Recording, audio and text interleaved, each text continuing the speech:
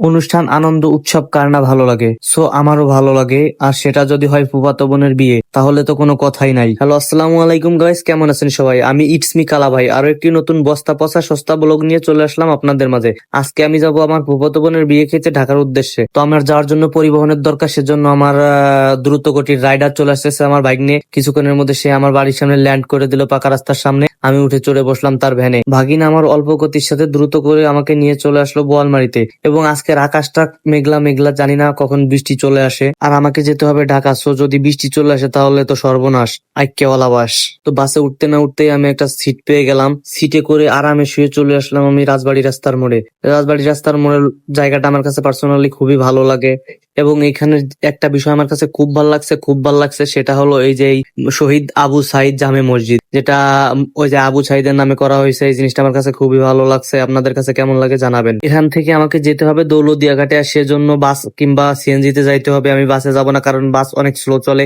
সেজন্য একটা সিএনজি তে উঠে বসলাম। সিএনজি দ্রুত গতিতে নন স্টপ চলে, আর নন স্টপ চললে ভালো লাগে। এই রাস্তাটা কিন্তু খুবই সুন্দর, এই জায়গাটা দেখতে অনেক ভালো লাগে, আপনি না দেখলে বুঝবেন না। সিএনজি আমাকে দ্রুত গতিতে নিয়ে দৌলতদিয়া নামাই দিল। ঘাটে উঠে আমি ফেরিতে গেলাম। ফেরিতে গিয়ে 10 টাকা ঝালমুড়ি চাইলাম, চাচা আমাকে 20 টাকার ঝালমুড়ি দিল। ঝালমুড়ি খেতে খেতে আমি ফেরির একদম চূড়ায় চলে গেলাম নদীর দৃশ্য দেখতে। নদীর দৃশ্যটা দেখলাম আর ঝালমুড়ি খাইলাম, উপভোগ করলাম আজকের দৃশ্যটা। নদীর দৃশ্যটা দেখতে দেখতে কয়েকদিন আগে একটা ঘটা আমার কাহিনী মনে পড়ে গেল, যেখানে প্রায় 40 জন লোক একসাথে মারা গিয়েছে। সেই ঘটনার কথা মনে পড়ে আমার খুব খারাপ লাগলো। দোয়া করি তাদের জন্য, আল্লাহ তাদেরকে জান্নাত নসিব করুক। কখন কার কপালে কি আছে সেটা তো বলা যায় না, সেজন্য সবাই দেখে শুনে চলাফেরা করার চেষ্টা করবে। আমি আবার খুবই বোকা টাইপের লোক, সেজন্য একজনের সাথে চুক্তি করে চলে আসলাম পরিবহনে 100 টাকা দিয়ে রয়্যাল এক্সপ্রেস গাড়িতে। সে আমাকে দ্রুত গতিতে এনে নামাই দিল আস্তে করে একমির সামনে, যেখান থেকে আমার ফুফুর বাড়ি যাইতে লাগে মাত্র 10 মিনিট। তাই আমি টোটোতে করে চলে আসলাম আমার ফুফুর বাড়িতে। এসেই দেখি ও মা, অবাক কাহিনী, এখানে তো তারা বক্স টক্স এনে রেডি করে ফেলেছে এবং এখানে প্যান্ডেল সাজানো হইতেছে, যেহেতু কালকে আমার ফুফাতো বোনের বিয়ে। আর বিয়েতে যদি নাচ না হয় তাইলে কি হয়, সেই জন্য আমার নাচনেওয়ালি বিআইন সাহেব মান মতানো ডান্স দিতেছে, পুরা ধুরা ডান্স দিতেছে। সে খুবই ভালো নাচতে পারে, বিশেষ করে সে নাগিন গানে বেশি ডান্স করে। আবার এই পাশে একজন আছে শাহালির মালায় বড় জ্বালারে, সেও খুব ভালো নাচতেছে, চিকনা মেয়েটা।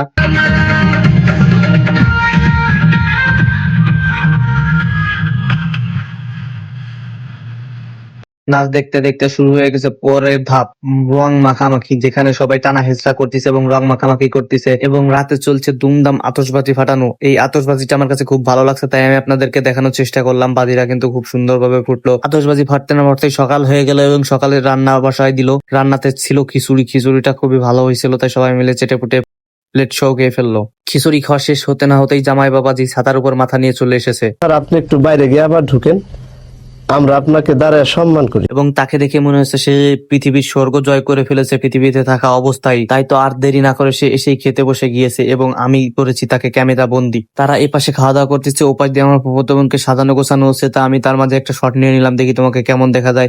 সে একটা লুক দিল এবং ভাইটি খুবই ভালো মনের মানুষ, তাকে আমার পার্সোনালি অনেক ভালো লাগছে। এদিকে আমাকে কুলসুম হাত ধোয়াইতেছে। এটা তো শুধু হাত ধোয়া না, এটা টাকা নেওয়ার একটা ফোন দি বলতে পারেন আপনারা। এদিকে আমার কাকা গিলাসে বসে চেয়ারে দই খাইতেছে।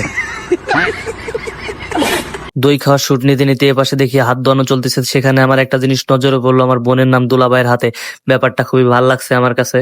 কিন্তু সবকিছু হয়ে গেল, আমার কাকার দই খাওয়া কোনোভাবেই থামতিছে না। দই খাওয়া দেখে বাবুসি একটা বিড়ি নিয়ে ডিপ জলের পোজ দিল। এদিকে আমার কাকা তো বোন রাগে অভিমান করে ফেলেছে আমার উপর, হলে আমি তাকে বিয়ে করবো। আর এদিকে দেখেন অন্তরারে দেখে কোনো লাভ নেই, আপনি দেখেন আমি আমার বউরে কিভাবে একটা চুমা দিয়ে দিলাম সবার সামনে। এটা হইতেছে আমার ফুফাতো বোনের ফাইনাল লুক দেখতে দেখতে দিকে বিয়ে পড়ার কার্যক্রম শুরু হয়ে গেল। তো হুজুরে বিয়া পড়াইতেছে এবং সবাই মোনাজাত করতেছে। বিয়ে পড়ার শেষে মোনাজাত করতে হয়, সেটা করতেছে।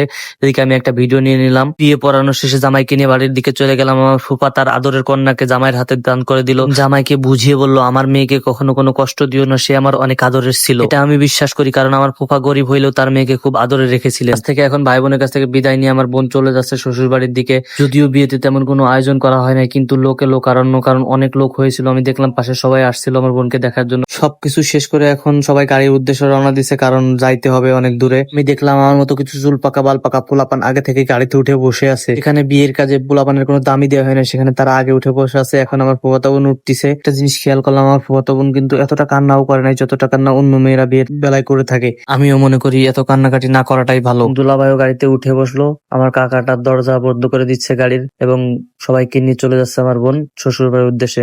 এই ছিল বিয়ের অনুষ্ঠানের ভিডিও। দেখা হবে আর একটি পরবর্তী নতুন ব্লগ ভিডিওতে। ততদিনে সবাই সুস্থ থাকুন, ভালো থাকুন। আসসালামু আলাইকুম।